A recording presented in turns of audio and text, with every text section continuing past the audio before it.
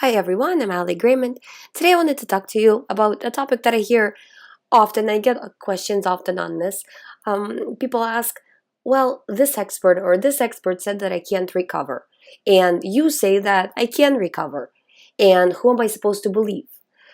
And I can tell you that honestly, well, first of all, you can believe anybody, right? This is up to you.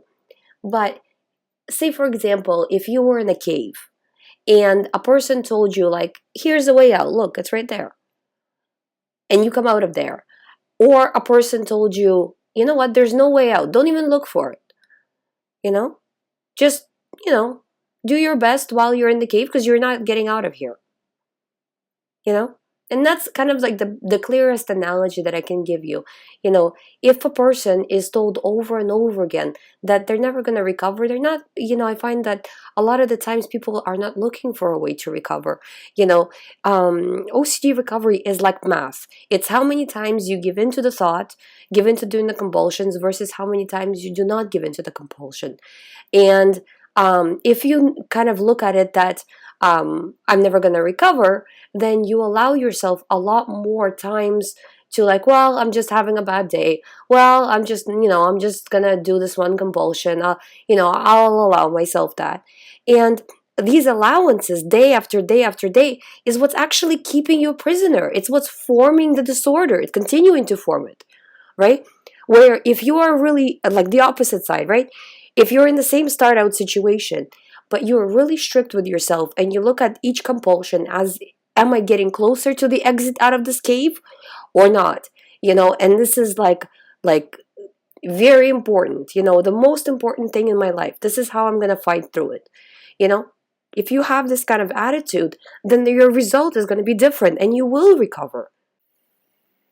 It's just step-by-step process of fighting through it, going towards the recovery, every single day. Like I said, it's 1% per day. And yes, you will have setbacks. So then you have to regain some ground. So say, you're doing 1% per day, meaning in 100 days, you'll recover. Good.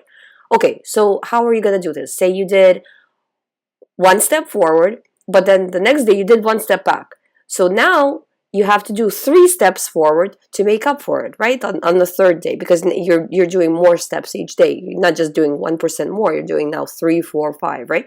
Because all the stuff that you kind of did prior to it. So say, for example, you have a compulsion of washing your hands, washing this, washing that, washing something else, right? So you start with one thing and then you kind of add things on, but you still have to make sure that you're doing the first thing as well. You can't just like try it once and give it up. You have to continue to do it, right? So as you go through it, even if you have a bad day, that's okay. Bad days happen to absolutely every client I've had bad days. Every client I've had setbacks, throughout their recovery process. And by setbacks, I mean just having bad days, and myself, I've had them, But the point of it is, if you push forward, push through these setbacks, you will ultimately recover. And not allowing the setback to last an unlimited amount of time, like a day, okay, 2 days, okay, in 3 days, okay. You got to get it together here, So you got to start doing things, right? And it's kind of like pushing, with OCD, because there's not enough information. Doctors can't really, for the most part, help. It's the family most of the time doesn't understand. So it's kind of like you have to push you, every day, no matter what, just like driving yourself forward, no matter how you feel, no matter how bad it gets, just doing it. And the more you do it, I'm telling you, you're going to start to feel better. You're going to see the exit from the cave, and just because other people don't see it and they tell you that it's not there, that doesn't mean it's true. That's just their opinion. Everybody has an opinion. That's their opinion. You can choose who you want to believe and who you want to emulate, so to speak, but I'm telling you, there is an exit. You can do this. You just have to continue to move on every single time, refusing every single time. Yes, it feels very real. It feels very valid. It's giving you all kinds of arguments. It's still OCD. It's still the same thing. It's done it to you a million times. How many times are you going to buy into it? Try to look at it like this, not looking past the feelings, past how it comes up, with the urges it gives you, all these things.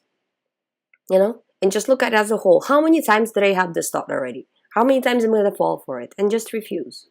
I hope you find my videos helpful. If you haven't subscribed yet, please subscribe. If you would like to do the recovery program, all the information is on youhaveocd.com. Thank you so much for watching. I'll see you tomorrow.